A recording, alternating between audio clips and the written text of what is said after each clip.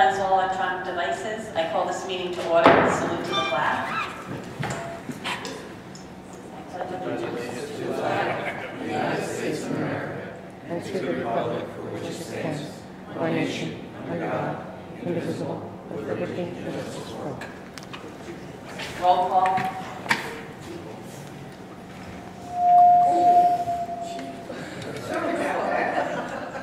Did I wake everyone up?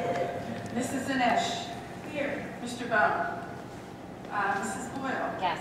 Mrs. Byrne. Here. Mr. Giannakis. Here. Mr. Sessenberg. Here. Mrs. Sorrentino. Here. Mr. Farinello. Mrs. Miller. Here. In accordance with the terms of the Sunshine Law, adequate notice of this meeting was posted in all school buildings, administration building, borough clerk's office, police headquarters, public library, 4 newspapers, and WCTC on January 8, 2014. Please be advised that there's no smoking on school grounds inside or out. At this time, I hand the meeting over to Dr. Jenko. Thank you, Mrs. Miller. Just a couple of quick notes before I introduce Mrs. Stokel and Mrs. Primali to do their presentations. For one, obviously, the impending storm. We'll be talking about calendar adjustments and things like that, and certainly tomorrow, and what we'll be doing tomorrow shortly. But ultimately, I don't want to make an announcement now without obviously talking to the board. So that being said, we're very concerned about the weather. We're very concerned about amending our calendar, and certainly about the fact that moving forward, we still probably have a good 4 weeks of winter left, possibly more. So I'm getting very, very sick of this snow. I think everybody is, yes. That being said, I'm actually going to introduce Mrs. Stokel, our Supervisor of Technology. She's worked very, very hard with putting together a budget over the last 3 years that I've been here. Putting together first an infrastructure and now moving forward beyond that infrastructure into what we're going to need as a district moving forward, not just to be park ready, but certainly to get our students ready for 21st century skills. So that being said, Mrs. Stokel. Thank you. Good evening, and thank you for allowing me this time to present the technology budget. As you know, Dr. Jenko mentioned that we've been working the past couple of years on the background, the infrastructure, and this is a continuation of the work that we've done the past couple of years. First, just take a look at our objectives.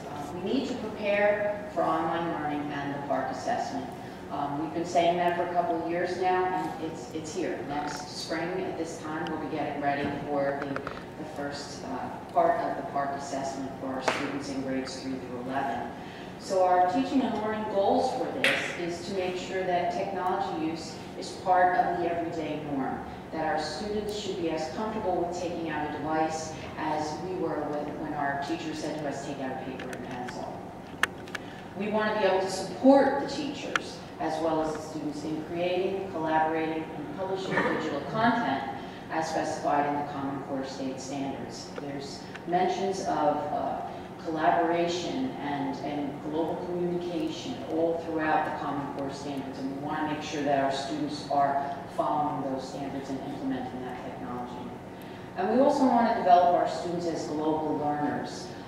In their adult lives, they're going to be working with people from many different countries, and that involves many different cultures who do things differently than we do. So we want to start them at a young age, being able to understand all the different cultures and the different ways in which people work and do things. Of course, we have some operational goals as well. We want to continue to reduce our energy costs by increasing efficiency and reducing hardware through virtualization. We virtualized our main servers 2 years ago. We virtualized our student stations this past year, our labs and our libraries, and now we're looking to complete the virtualization with the remaining servers. We want to continue to reduce paper costs through online communication, and we're trying to really move forward with that, with getting students on devices and being able to collaborate and hand in their work online rather than having to print it out and give it to the teacher. And we also want to continue to streamline management of all those servers for optimal efficiency. So let's take a look at the budget numbers. As we said, we've been working on the back end. So if you look at last year's budget for our regular programs, which is our student end, you can see we were at 267 and some. And if you looked at our administrative technology down at the bottom, you can see it was 520,000 and then some. Noticing the difference this year, it's almost flip-flopped, where the change now has been the focus on now getting the devices in the hands of the students, and that's the 667,000. But on the other side, we've been able to reduce our back-end costs, and that's down to 260,000. So our pluses and minuses, we're looking at an increase for the students that in regular programs for 400,000, but a reduction of 260,000 in our administrative technology, which, considering this is the part here, and this is what we've just found out this past October with final recommendations, the budget's going up about 139.9. What does it fund? Well, it funds our educational technology. The device that we're planning on going with are the Chromebooks. We will be looking at the different models of Chromebooks as they'll be released over the summer. I hear there's a few iterations from the different manufacturers. We're going to look for the one that we feel will best meet our needs. These are devices that are PARC approved. The format is exactly what we're looking for our students. I think they'll be comfortable with them. The price point can't be beat. Absolutely can't be beat in comparison to what you were spending on laptops and desktops. For our teachers, we're still looking to get them laptops though, because for the teachers, there's legacy apps such as Microsoft Office and a few of the other programs that would need to be installed on a laptop, and Chromebooks don't install applications. So we would still need laptops for our teachers, and we would like to get some new laptops into their hands, because now they've got projectors, and we want to make sure that whatever they're sharing with the entire class works, so that you're not standing in front of a class of 24 students waiting for something to come up because they're working on an old laptop from 5-6 years ago. Like I said, last year we did virtualize the desktops in the labs and the libraries. And the reason we had to do that is because Microsoft is dropping support for XP. None of our desktops in those labs and libraries would be able to support Windows 7. So by virtualizing them, we were able to make them dummy terminals and still use the actual desktop, but have it run off those virtual servers. And of course now those desktops, we're going to use them until they're dead. But once they do go, we would not replace them with other desktops. We would then replace them with what's called thin client, which is just a small box that would take the place, has very little power usage, very easy to maintain, and very inexpensive. So that's what we're now looking, as our desktops are starting to drop, and we knew they would, we're going to be looking to replace those with thin clients instead. And then we're going to be filling in with projectors, iPads, and printers on an as-needed basis. We want to keep a refresh going of those so that we never get to the point where we say, okay, we've got everything in place, and then 5 years from now, everything's dead again. So we want to keep a refresh going with those. So that supports that as well. And then finally, our library databases and our software for all of our schools. It also funds our operation management system. So our Genesis, the student information system, Smarts, which is our financial software that's used over in this building and in the principal's office, School Wires, which is our district website, School Messenger, which I never dreamed we'd get so much use out of this year, and I think we're probably going to dash off and use it again as soon as the meeting is over. It also supports and funds our district internet, which, remember, this is the first year that the internet, the bandwidth, is actually in my budget. It's been moved from accounting. So my budget looks like it's gone up a little bit in that area, but it actually was moved from Ms. Tyrone's budget. And then our district phone system as well. So my budget funds all the phones in the district too. Licenses and maintenance. It covers our Microsoft licensing for all the computers in the district, our Teachscape licensing, which is for our teacher evaluation system, our antivirus software that we use, Cisco SmartNet, which is the maintenance for all of our servers, and Lightspeed Filter, which is a content filter that we use to protect our students. It also funds some enhancements. Now, as I mentioned, we just found out in October, Park finally released the actual numbers of what we need in order to be park ready. So whereas we built our back end up last year, I think the closest equivalent I can think of in terms of increasing the speed to park is just, I guess I just redid my kitchen so I can use this analogy. I got a really nice gas stove, and right now it's on regular burn. What we need to do is turn it up to power burn. So everything is in place. We just need to turn up that speed a little bit on the internet, so to meet the park specifications. The other thing we did 2 years ago was replace our wireless access points, but we only have wireless access points in the hallways. We didn't have that many wireless devices at the time, and it was fine to have 2 access points share an entire hallway. But when you're talking about having 25 devices in one classroom, and the access point is out in the hallway, we do have problems with the signal reaching, especially in our older buildings like this that have the thick cement walls. The signal's not going through. So now what we have to do is increase the number of access points. We have to get one into each of those classrooms so that they will have reliable, constant internet access. And then finally, we have to virtualize the servers for the telephone system. Those servers were still in place. There was no point in virtualizing them last year because they didn't go to end of life until December of 2014. So we're using them until we could, as long as we possibly can. But that would be the last part of our virtualization for our servers. The impact of the technology spending, of course, it's support for curriculum instruction, first and foremost. This is what we're here for our teachers and our students. So now that we've finally built a good foundation, we need to get those devices into the hands of the teachers and the students to make sure that they're using them in a way that meets the Common Core requirements. We're always looking at cost savings, and the prime reason that we're going with the Chromebooks is that is the device that I think we can get the most bang for our buck. And then once again, our improved infrastructure, so that when they do have these devices, whether you're working in the accounting department, in the principal's office, or in a classroom, that they have reliable internet and that they can get their job done in a timely fashion. And finally, I just want to leave you with a quote from David Landmark. He's a former social studies teacher, or David Warlick, he's a former social studies teacher, and he's the developer of the Landmark project. He says, we need technology in every classroom and in every student and teacher's hand because it is the pen and paper of our time, and it is the lens through which we experience much of our world. And I think that pretty much sums up what we're looking to do, to make sure that the students have what they need to be prepared to learn in this day and age. Thank you. Anybody have any questions? Sure. And I'm sorry, I'm not as tech-savvy as I'd like to be.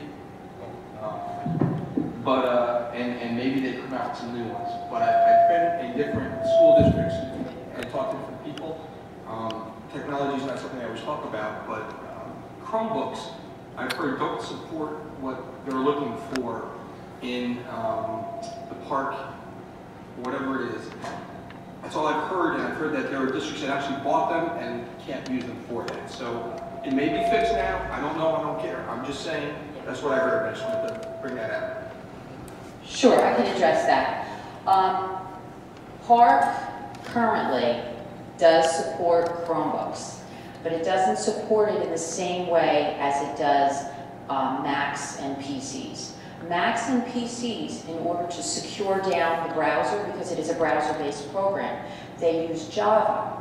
Chromebooks don't use Java because Java can also be a backdoor into problems. They could allow Trojans and things like that. So when in designing the Chromebooks for efficiency, they chose not to use Java. This is why you don't need virus software on a Chromebook, but you would on a PC.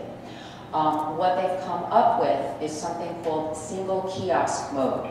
And there is an app for TestNav, which is the application that we'll be using whether you're on a PC or a Chromebook. But they have an app called TestNav, and that app gets locked down into single kiosk mode. And that is the way that they secure down the test for the park. Okay.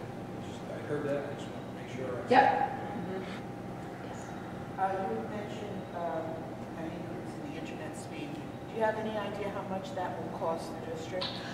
Yeah, I have it in the details. I could definitely get you that. Off the top of my head, I don't. It was not that much of a difference. It really, because we've built up the whole back end, and like I said, it was just going. You know, our bandwidth speed out was fine. That was 1 gigabyte. Our internal internet speed was 100 megabytes per second. We have to boot it up to 500 megabytes per second based on the number of students.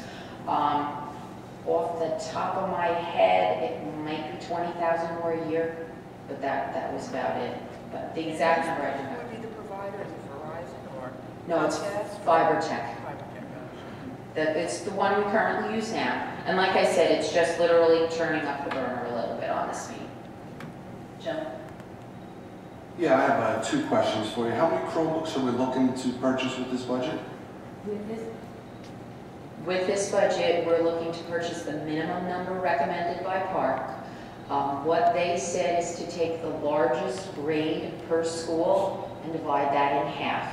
And that would be the number of devices that you would buy, plus a few extra to allow for, you know, if you had problems, if something wasn't working.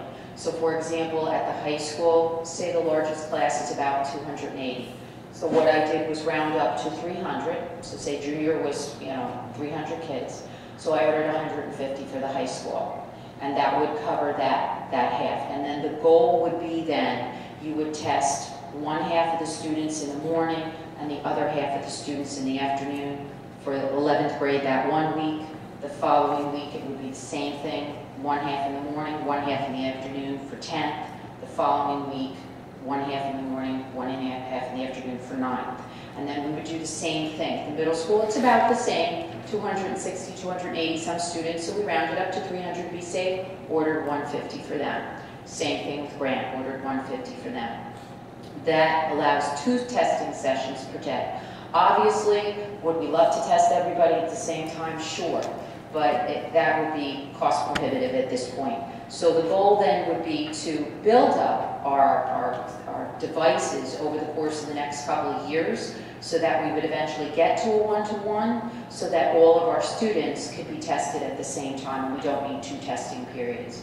But Park is saying that 2 testing periods are fine, and at this point, unless there are, you know, you're a 1-to-1 district, most schools are going towards the 2 sessions per day. And I just got one more. You said you're ordering laptops for teachers. I was just curious how many laptops? Right now, I believe I have about 100 in the budget. I ordered 80 last year that we're using for the students this year, and then those will be given to some of the teachers, and the other 100 will be given to the rest of the teachers. I'm focusing on those teachers in the classrooms, primarily who are doing a lot of the, you know, the 4 core classes, and then hopefully the balance of them would be the next year. So that I want to get on a cycle. Once again, I wouldn't want to buy laptops for every single teacher in 1 year, because 4 years from now I'm going to be back in the same boat. So you want to try to kind of get it onto a cycle. And we did find Dell has a very nice laptop. It's a 3330, and it's for $700, and it's a wonderful laptop. That's what I said we're using with the students this year, and I think that, you know, I think it's going to be a great device for the teachers. Yeah, what's the current state of incapacity of this licensing fees and everything on the off-site backup? And with everything that we're adding, is that adequate and dependable and secure? Yeah. Our disaster recovery right now is, we got the same size server as we have at the high school, so it replicates exactly. And so there's not an issue with storage. All of the student devices, all of their work saves to the cloud, so it's not an issue with our servers. Anything that the students will be doing will be saved. We're sharing our domain with the GoDaddy as well as Google, so now all student work will be saved on the Google servers, even though it will be an SPBOE name. We're still using our SPBOE name.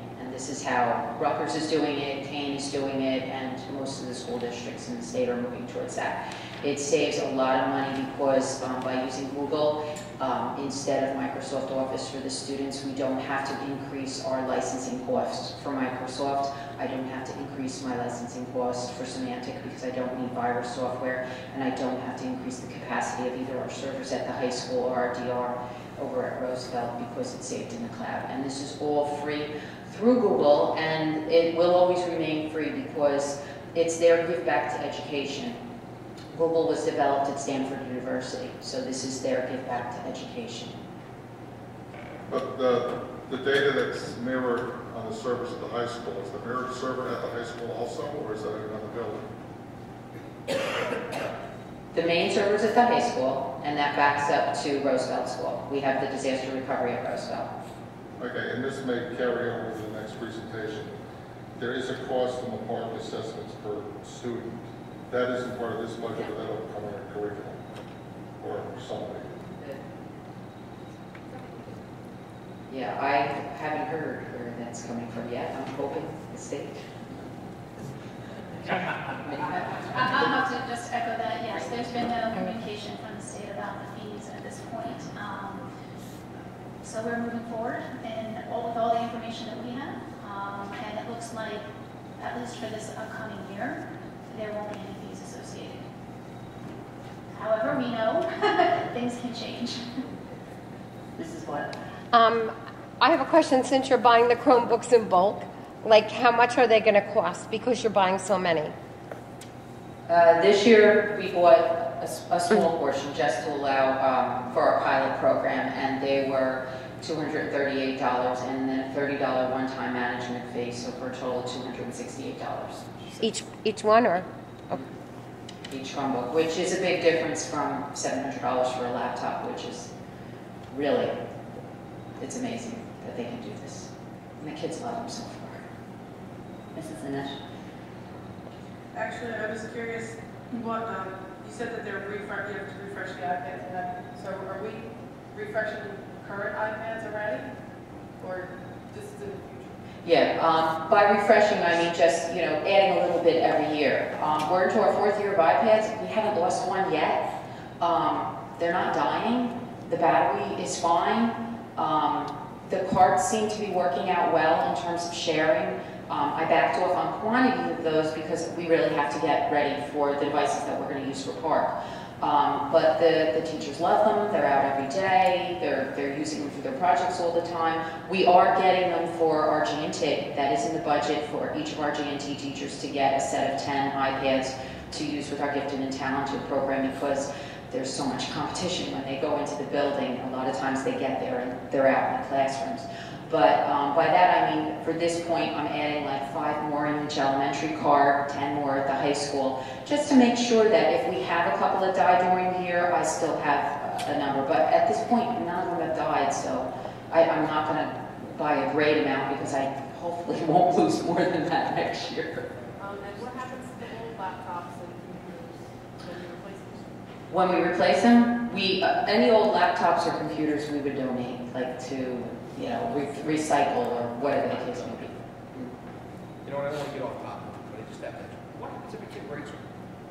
If a kid breaks an iPad, they're covered under AppleCare. AppleCare Plus allows for 2 cracks.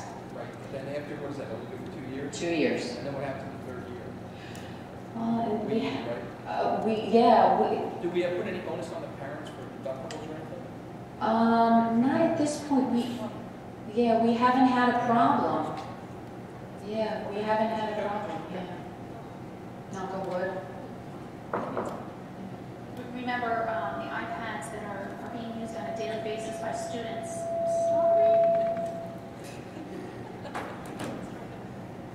The ones that we are using on a daily basis through the work that we've done at the high school, those are all under the newest insurance plan. But the other ones in the other buildings are being used they're being used within the school day. So, of course, accidents can happen within the school, but they're not taking it home. Okay. So, less chances of breakage. Any other questions for Mrs. Stokel? Thank you very much. Thank Mrs. you. Stokel. Well, thank you for your time. Appreciate it. Mrs. Pormelli?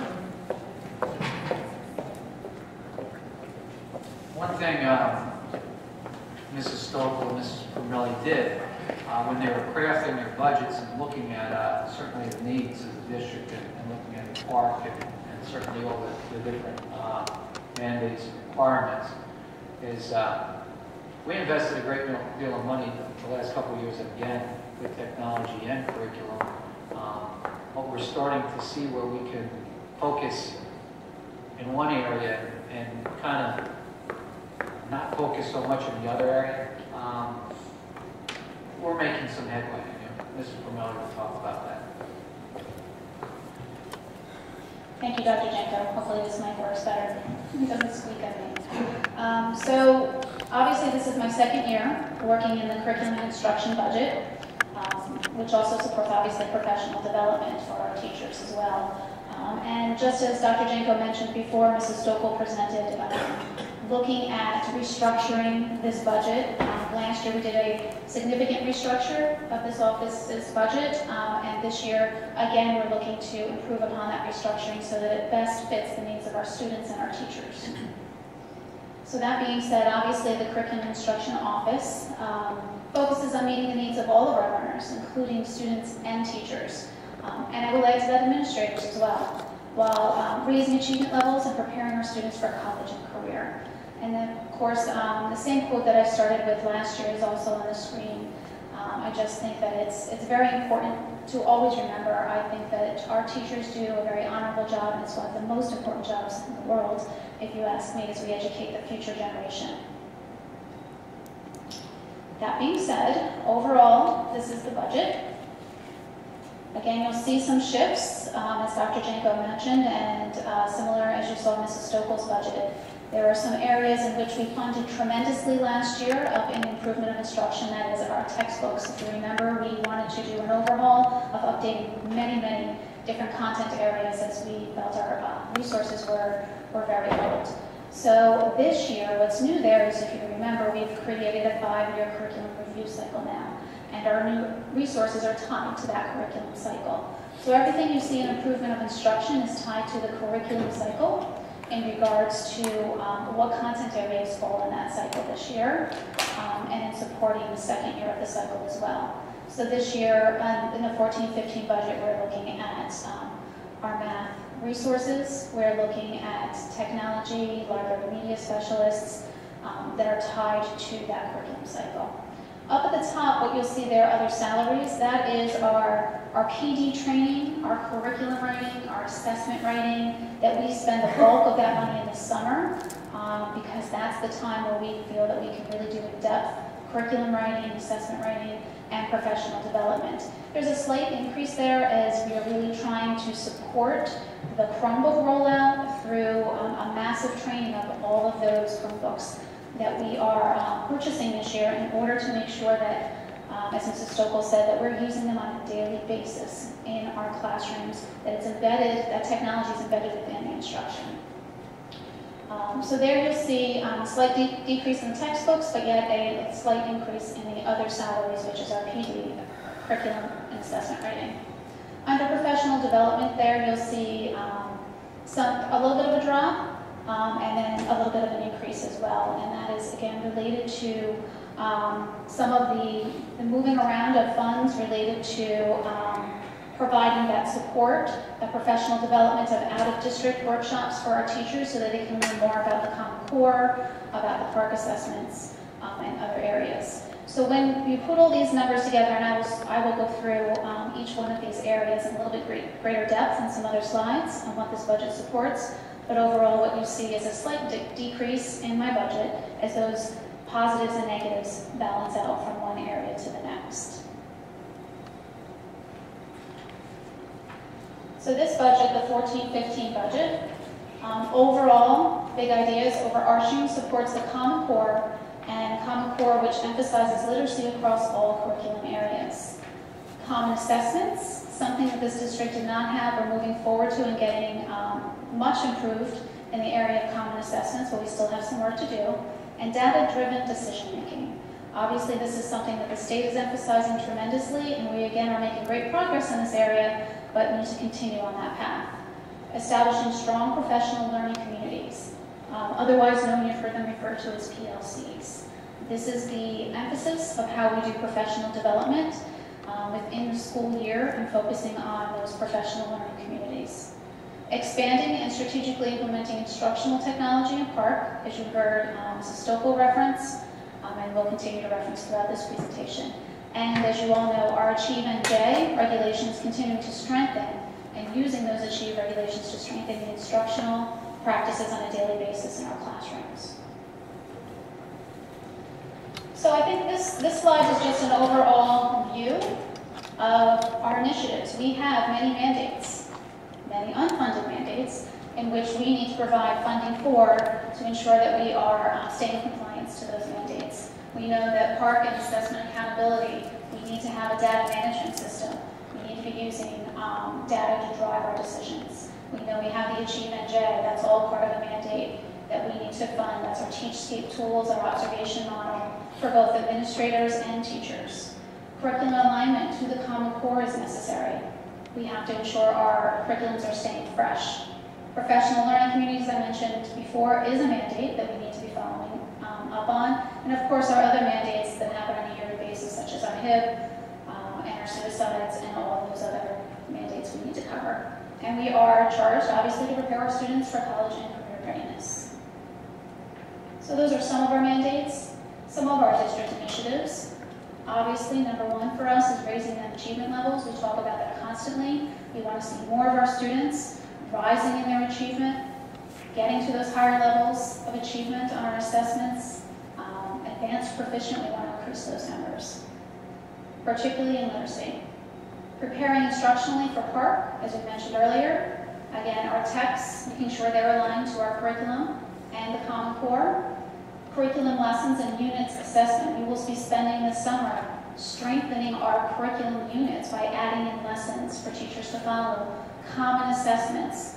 So across the district, we'll have common assessments. If I'm teaching third grade at Riley, I have a common assessment in my unit as Roosevelt's third grade teachers. So it allows for consistency across our buildings and our grade levels.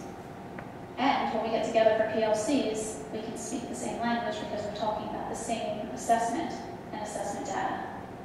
Strategic teacher training and instructional technologies. Again, that's a huge emphasis for us going into the next school year in the summer, making sure that we have, by design, instructional practices for technology in our daily lessons.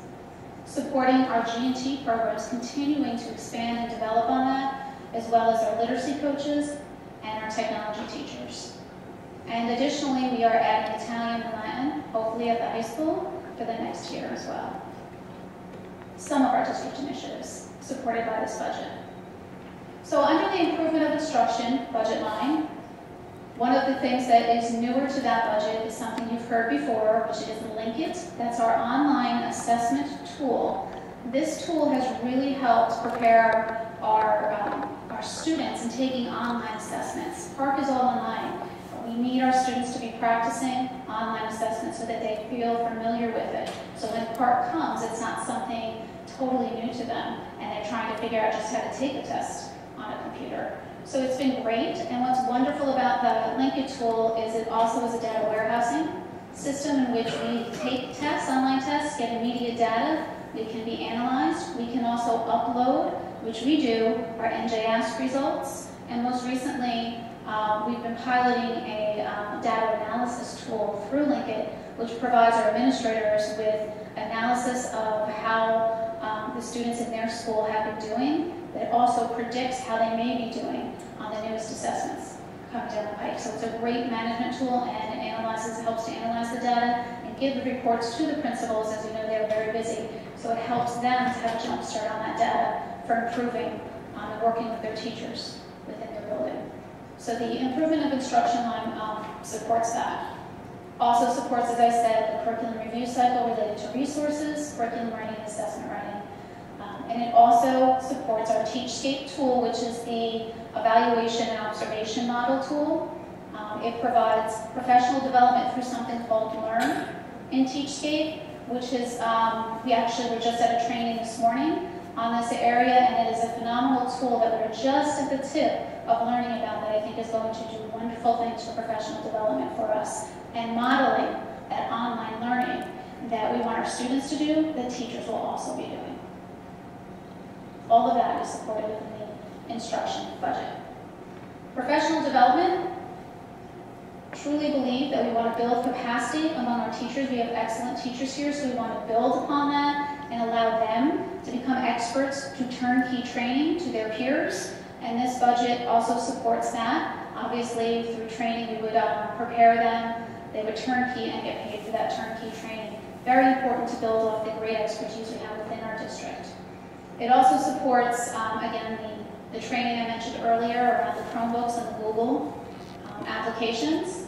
And it also supports all of those best practices we talk about in the Danielson model, raising our levels of questioning, raising the instructional practices and the high-level thinking that's happening in the classroom on a daily basis, as well as our balanced literacy approach and the Common Core and writing across the curriculum.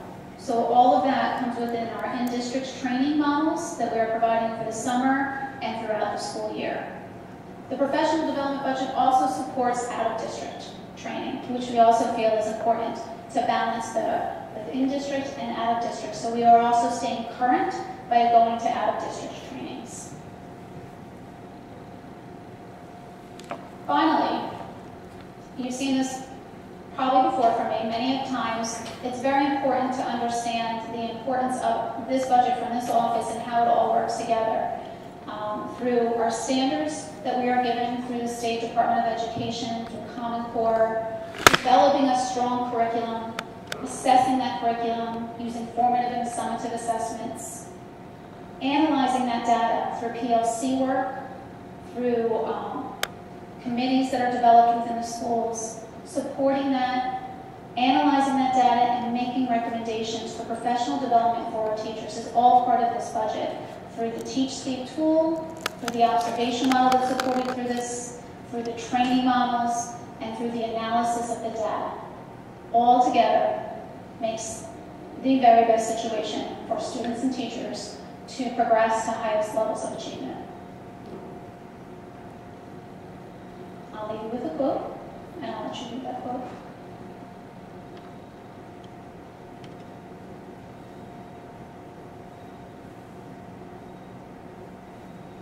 So obviously very important for our teachers to have the tools that they need. I think it sums it up well. The resources they need and the training that they need to take our students to the very highest levels. Thank you. Questions? Just more comment. Yep. I just want to say, you know, it's so nice to see how organized your office is, to see the direction that we're going in, and it's just a compliment to you guys. Steve, yourself, you guys, honestly, it's fantastic. It's so nice to see that we actually have direction and clarity, so I thank you. Thank you very much. It's a collaborative team effort for sure. It's definitely not easy. I mean, they put mandates down and then they don't have answers when you ask questions. So, I mean, I understand. And I don't think people realize, at least out in the public, how much work it is. And it really is genuine. And I thank you. Thank you. Any other questions, Mr. Bell? Two questions. Italian and Latin, what is the cost, and what is the number of students that are expected to join? Well, be the cost of the teacher, obviously, which does not come out of, per se, the curriculum and instruction office budget. What would come out of my budget in regards to that would be the curriculum writing that's necessary and any training that would be necessary. The number of students enrolled, we won't know until we actually see. The number of students who have interest in that, as we put it out right now, it's in the course catalog for the high school, pending board approval. And we'll take a look at seeing who enrolls for that, and obviously we'll post for a teacher if we go through this budget. Now, what's I'm sorry, Steve. I know Dr. Peterson sent out a survey of all the students to see how many would be interested in Italian, and he got quite a large response, and I think that's the reason for moving forward with this. so the cost would be a full-time teacher, about $60,000, $70,000, $80,000, depending on the years of experience? Right. Plus books, plus, I mean, you're talking.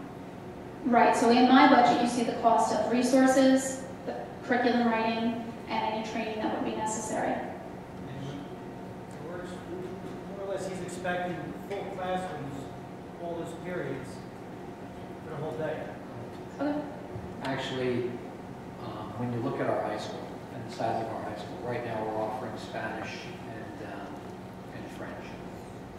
We really should be offering 3, minimum 4 languages, so we did a survey. The survey came back, Italian was overwhelmingly the favorite, and Latin is a core subject. And when you go out looking for teachers, coupling Italian with a Chinese teacher, or Italian with something else, as opposed to Italian and Latin. Latin is a core subject that, in my mind, should be taught anyway. Makes the most sense. So you could be looking at one full-time teacher, dual certified. You could be looking at 2 part-time teachers. After looking at the survey results, there's no doubt in my mind. Now remember, whoever they're only doing first year. They're not going to be doing second or third year because ultimately we don't have the language last year. So you'd be getting Italian 1. So if you had 3 sections of Italian 1 and 2 sections of Latin, you'd have a full-time teacher. Now that program, as it grows, the Spanish and French might decline. So over time, it's going to balance itself out. I mean, I just want to make sure we're not going to have an Italian class of 5 kids. You're not going to have that. That's why we surveyed the students to start with. We would have run it, to be quite honest, and we wouldn't be looking at high.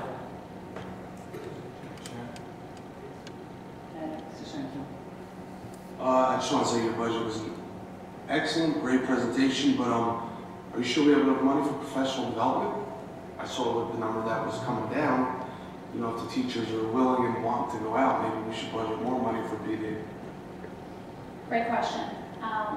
I've learned through this year how to be creative with our Title II funding, which is also helping to bring down that cost. Title II is our NCLB funds that is intended to use for professional development. So I felt through the work that I did this year that we'll be able to use more Title II funds. Additionally, as I mentioned, the TeachScape Learn tool is really going to offer wonderful opportunities for our teachers to learn through video, through online courses that is similar to going out of district, but they have the opportunity to choose from an online course of multiple topics. So I felt that those tools will help us bring down that cost a bit. Mrs. Boyd? I agree. I think we should continue to offer professional development, and everybody should have that advantage. Not just Title I, Title II people, it should be open to everybody. And there should be enough money to continue that. We encourage our teachers and our staff to go out and continue to take classes, to stay up on top of park and everything else. So I agree.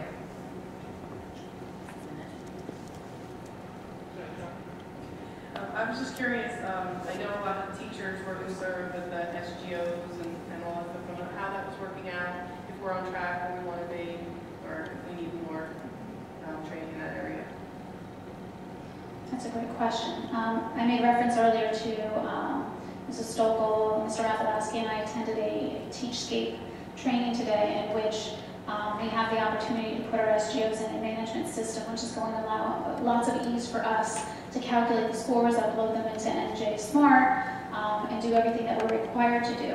I would say we're in a really good place with SGOs. We've done training behind it. We just the last half of Professional Development Day, the administrators shared with the staff the newest information and shared more information about SGOs and the revision process that's necessary. So we've been spending a good year and a half on SGOs. So I feel that we are in a very good place with those, and we're ready to move on, I think, to the next step of that, and that's really diving deep into the data.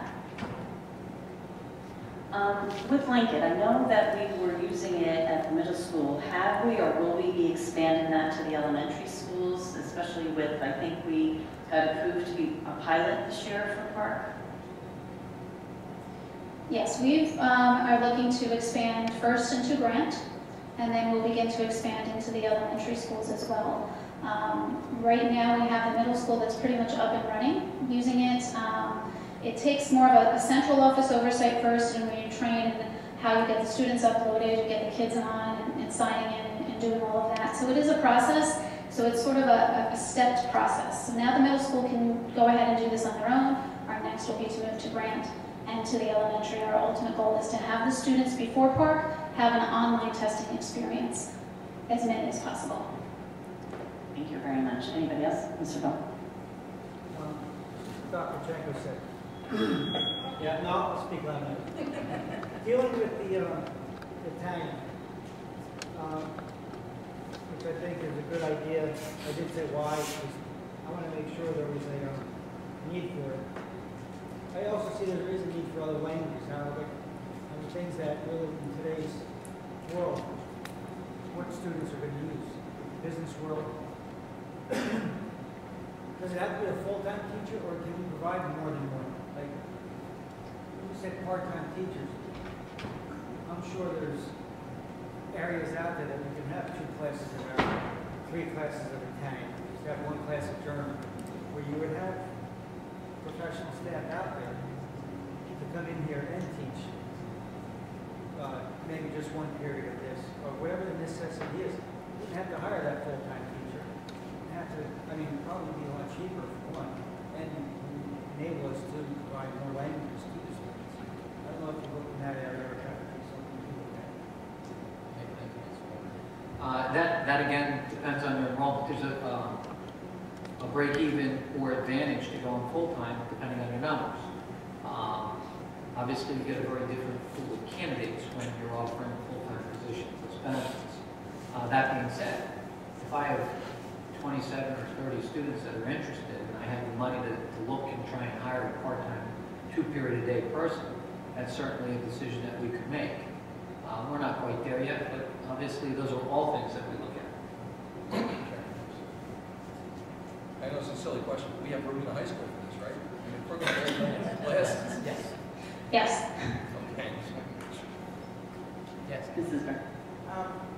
Several years ago, one of the things that was discussed was using the internet for a teaching tool, meaning that some students could take classes in Mandarin or Russian or Chinese or Arabic online. Is there a manageable way to do that, and is it a feasible thing for a district to try? Because you may have 2 kids who want to learn Mandarin, but that doesn't justify a teacher, but it might justify an online course. It is something that we're exploring and looking into. We had started to dabble a little bit with that and looking at some online approaches to learning, a blended learning approach, and we'll continue to move forward in thinking about those options. So we are moving in that direction. Anyone else? I wanted to actually add to Mrs. Permelli's, we were looking at a number of blended curriculum. That being said, with the things we still need to do, really our feeling was focused on some of our internal programs and getting them up to snuff and where they need to be. There is a pretty large financial commitment to looking at whether it's Apex or Plato Learning or things like that. You can't just purchase one thing, you know what I mean? They tie into a litany of things, but it's still worth looking at and continue to investigate, even if we look at alternate high school and so on. So it's not far removed, but we're not quite there yet. Anyone else? Mrs. Boyle? We did do the online courses 2 years ago. We had 5 students, and they struggled. And because there's nobody there to answer their questions, yes. That's important. Yeah. It's really the blended part that's important. So we can do an online approach, but not every student's going to meet success. You need that teacher oversight. Okay, thank you, Mrs. Parmelli. That's an excellent.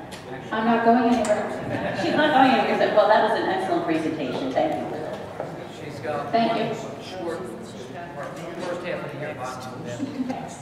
Now, Mrs. Permelli, if you recall, last year we were transitioning to the new violence and vandalism that we have to report in February on the first half of the year, and then in July, the second half of the year.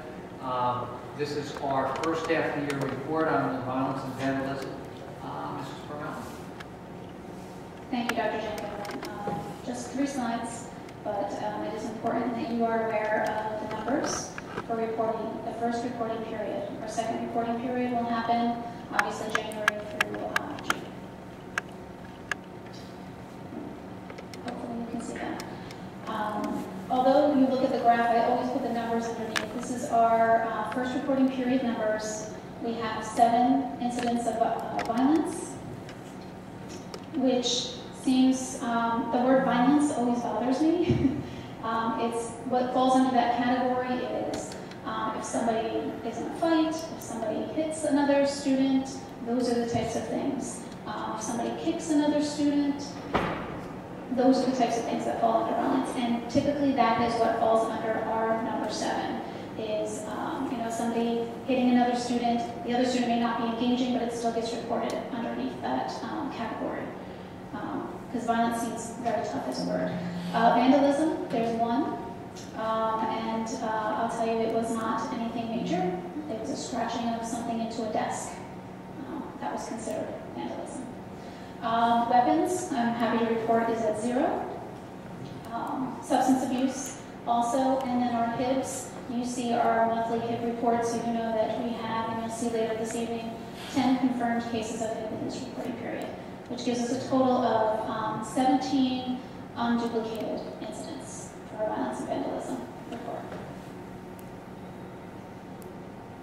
I think I need to adjust my glasses to see that one. This is a comparison between the first reporting period from last year and this reporting period, and you'll see we are up 4 incidences, which again end up in that violence category. Everything else, we have also a slight increase also in our confirmed HIBs for this reporting period. But as you know, we have a second reporting period that comes as well. So it could simply just be a rare occurrence this reporting period. In the next slide here, you'll see that in summarizing those numbers, they are very, very low numbers. When we think about the number of students that we are working with on a daily basis, 3,462 students. We have 17 incidents reported. It's less than 0.5% of our students. We take proactive measures, learning opportunities. We follow the code of conduct so students know there is a code of conduct, there are consequences, and they also know that we are working to teach them what is acceptable behavior. One of the phrases I use with our administrators and our ABSs is, we don't do that here. Just that simple statement to students so they know it's not acceptable. We are continuing to develop the culture and climate in all of our schools. It is something that we will do forever. It's very important. And we are continuing to expand our proactive activities as well. Thank you. It's good to hear that. Being back on the board, it's good to actually hear administrators speak the way you just spoke when it comes to violence and vandalism. We've had problems in the past where they pushed it under the rug, misreported it, but it's actually good to hear the way you speak it. It's unacceptable. And I'm glad that we have administration like that now. Thank you. Any other comments or questions?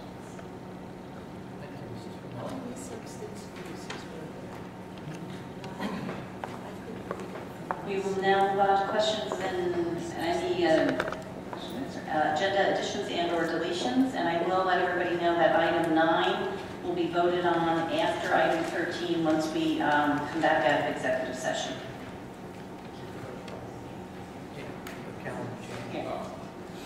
Okay, we will move on to presentation of committee reports. We only have a couple this year, this meeting. We'll start with buildings and grounds. Mr. Sesselberg.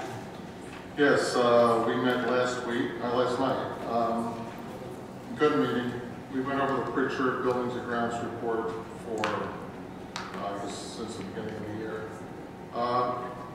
We got a ROD grant, so we started talking about what projects we're going to proceed with on that. We're going to replace the lockers in the boys' locker room at the high school. We got a quote on that, and that was already written in this year's budget. We talked about a few bids that we're going to be putting out, and the opening will be in April. We talked about working on the parking lots at 2 schools, addressing some of the needs that Mr. Check talked about in his budget at Joe's Field. And one of the things that was added to the agenda was a way to get rid of our surplus equipment and vehicles that makes it easier on us and is a little more efficient. Thank you, Mr. Sesselberg. Does anyone have any questions? And those items are also on finance, on that finance. Any other questions? Okay, we'll now move on to shared services. Shared service, okay.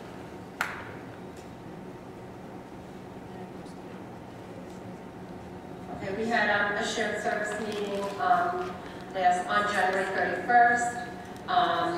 We discussed the possibility of the Borough Recreation Department hosting clinics or programs that would be feeder programs for volleyball, tennis, and lacrosse. Still hoping that lacrosse will come to the middle school. These programs would begin with younger children and would help to develop their skills and eventually help them for the high school programs. We also talked about the infrastructure equipment that would be shared with the Board of Education in the borough. Dr. Jenko and Chief Parker, Jim Beers, and Sergeant Foran from the borough will be having a meeting to discuss the, well, no, it's going to be canceled again. I know. Okay, well, eventually, you'll be meeting to discuss the infrastructure and how developing that would be an avenue to help each other. The council is going to bid for snow removal equipment. It takes 8 months for that bidding process. We suggested that there would be an interest in purchasing a 5-yard dumpster and a 5-foot plow with a salter, or a combination. And Mr. Caparelli, the superintendent of the road department, would help to set that up if we took that avenue. We also discussed the grant that was received through Mike Zushma for $480,000, which will be hosting a generator, which will be used at the high school, and then the possibility of the high school being used for Red Cross for a shelter. The cost for that, which I talked about once before, is $20,000, which the borough and the Board of Ed would each share. We talked about sharing a bank. Councilman Rusnak works for a bank, and he said that there would be no savings. If both entities use the same bank, there would be no savings as far as getting extra percentages or whatever. There would be no savings. So, also, the police department has master keys to all our school buildings in case of an emergency. We talked about tinted windows and additional door entrances, which we talked about last year. So you would have a set of doors and then like a vestibule, I guess, that people would have to stop at so they couldn't come into the school until further identification or discussion was held with the person trying to enter. Also, the county has a program that would be a shared service. Somebody from the county is coming to speak at the bullying program, anti-bullying program that my PTO is hosting the end of February. This is wanting to prevent suicide in teens. Condolences to Joe Sorrentino, the young man that committed suicide in Linden was Joe's student in 6th and 7th grade, and who committed suicide. These people are going to come in for 5 minutes and talk about the program. They have posters that they would hang into the lavatories, the boys and the girls. If they feel that they want to make a phone call anonymously, in case they contemplate committing suicide or whatever, there's a hotline number to the county that they can call. I have more information which I have to find out. There's also, they can text. There's a way to text if they feel that they're going to commit suicide. I think that there's a fee to enter into this, so we can discuss this further in shared service. And I have legislative, but Hang in there. Thank you, Mrs. Wood. Mr. Sessler, did you have a draft? No, it was supposed to be the end of the month, but they postponed it to this summer, so. Mr. Martinez, Thank you, Sharon. Last night was a CPAC meeting at the middle school, and it was my first meeting of the year, which I could finally attend. So I was pretty excited. They actually had a self-contained middle school classroom. They showed the changes they made. Usually, the self-contained classroom is one that's, shunned second floor in the hidden wings somewhere. This classroom is right in the center of the school, and they're basically working on including these kids in the day-to-day routines, which is a good thing. When I was a kid, the self-contained special ed class was hidden. You know, no one ever saw them. And these kids, they're in the cafeteria, they're in the, you know, they're taking phys ed classes with the general population. And it's a great thing. They had a bake sale. I guess it's like children learning about work, so they make muffins and cakes, and they sell them like once or twice a week, which is pretty cool. So the kids are being involved in the school, they feel a part of it, and they're also learning about work and important social skills they're going to need as they grow up. So the CPAC meeting was very informative, and I definitely recommend anybody to attend the next one, which is in April. Thank you. Mrs. White. I also attended with Joe and Sharon. The students learn life skills. They have a whole they have a whole kitchen set up, a stove. They learn how to cook. They made the muffins. They made the brownie cakes. They made the coffee. One student took the money and learned how to make change. They were teaching the other students how to say, good evening, how may I help you? What can I get? It was amazing. They were amazing. And then the gen ed class is attached to that kitchen, and the students, that's where they learn their education, their academics. But to learn life skills, amazing. So that by the time these children graduate, these students graduate, they'll be able to go out into the workforce. Some of them, I'm sure, not these students, but others have. And it was great. Yeah, I mean, I agree. I saw it too, and I mean, we talked about this a little bit last year, and you know, the money being expended for this classroom, and it really is amazing. If you have a chance to get over there and look at it, it's incredible. And they also take these kids. They've been, I think, to Papa John's, Mullins Flores. They went to Wells Fargo Bank, and they actually made pizzas. They learned how to use cash registers at Mullins. They were able to go in and pick flowers, make arrangements, and take them home. And when they went to the bank, they showed them how to fill out a bank deposit slip, what you do when you go up to a teller. I mean, it really is, it was so incredible. I was so impressed with what they were doing at that middle school level with those kids. It really, really was great.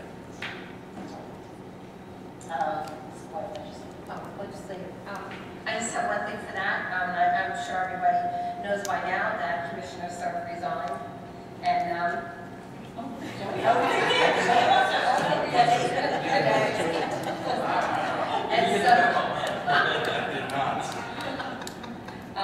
no comment.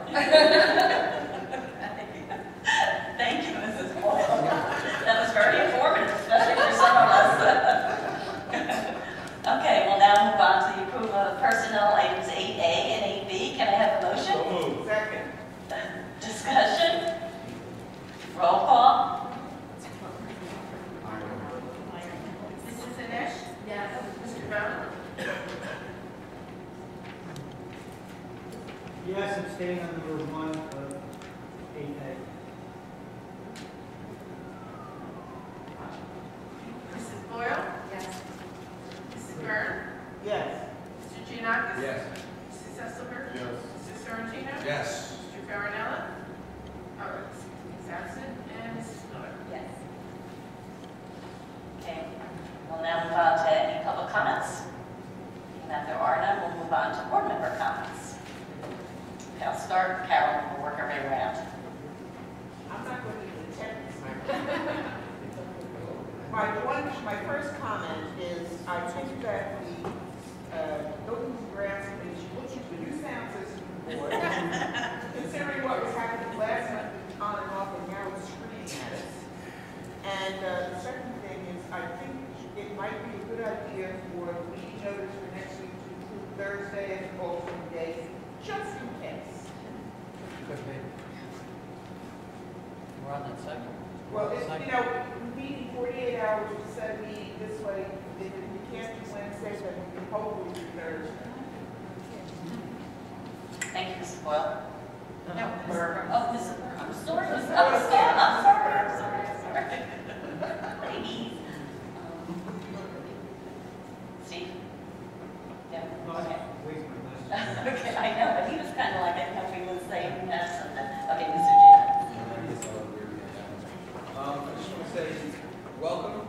to Ferrera. Congratulations. We look forward to working with you. You've done a wonderful job building this together. I know you have probably 60 days or so to remain hopefully through the budget process.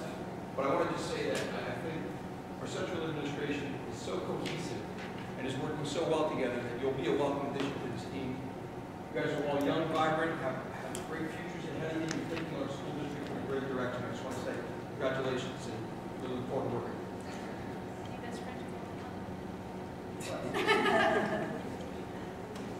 Okay, over to this side. Any board member comments? Support? I want to thank Arlene for all the work that you're doing, and you'll still keep doing for 2 months. We're going to be I know, I said it, and you'll keep continuing to do. Thank you so much for all the help that you've given me. Thank you. Congratulations and welcome.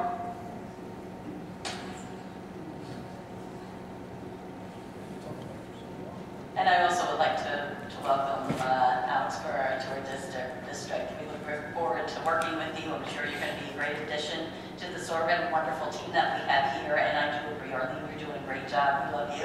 So, any other comments? Okay, we will now move into executive session. Resolved pursuant to the Open Public Meetings Act that the board meeting closed session at this time to discuss confidential matters pertaining to personnel negotiations, student matters, and/or attorney-client privilege. It is expected that the matters discussed in closed session shall be made public as soon as the need for confidentiality no longer exists. Can I get a motion? Second. All in favor?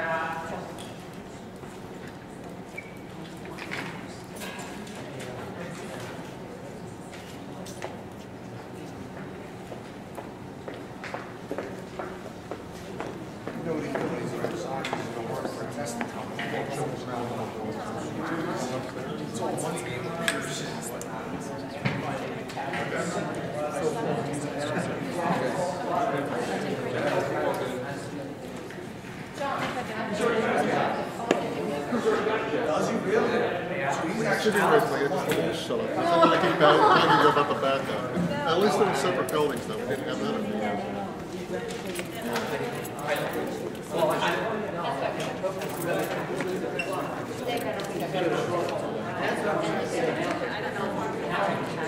No, but I'm just saying that's got nothing to do with tomorrow. No, but I'm going to do one announcement. You do too. Nobody's going to listen to the second one.